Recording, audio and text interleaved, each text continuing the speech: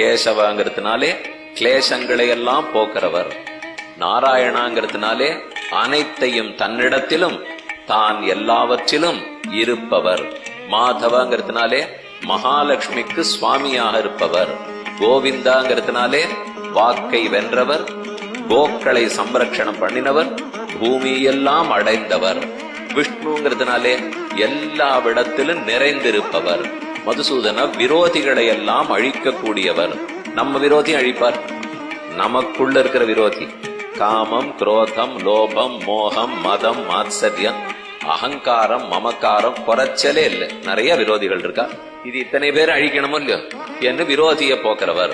திருவிக்கிரமன் அத்தனையும் தனக்கு சொத்து என்பதை உணர்த்த தாவி அளந்து காட்டினவர். வாமனன் தன் திருமேனி அழகாலேயே அனைவரையும் தம்பால் ஈர்த்தவர்.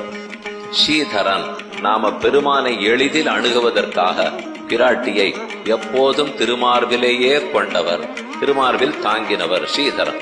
ரிஷிகேசன் நம் புலன்களை அடக்கி கொடுப்பவர், மனச கண்டபடி தறிவிட்டு போகாமல் அடக்கி திருப்பவர்.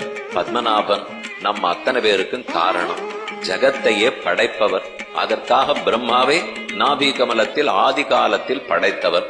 தாமோதரன் பெருமைக்கடையாளம் மட்டுமல்ல, எளிமைக்கும் அடையாளமிட்டிருப்பவர். யசோத கையாலே கட்டுப்பட்டு நின்றவர். சௌலபியத்துக்கு எல்லையாய் எளிமை உடையவனாய் நம் பக்திக்கு கட்டுப்படுபவனாக இருக்கிறான் தாமோதரன். இன்னும் 12 திருநாமங்கள், எம் பெருமானின் 12 திருநாமங்களை பார்த்தோம்.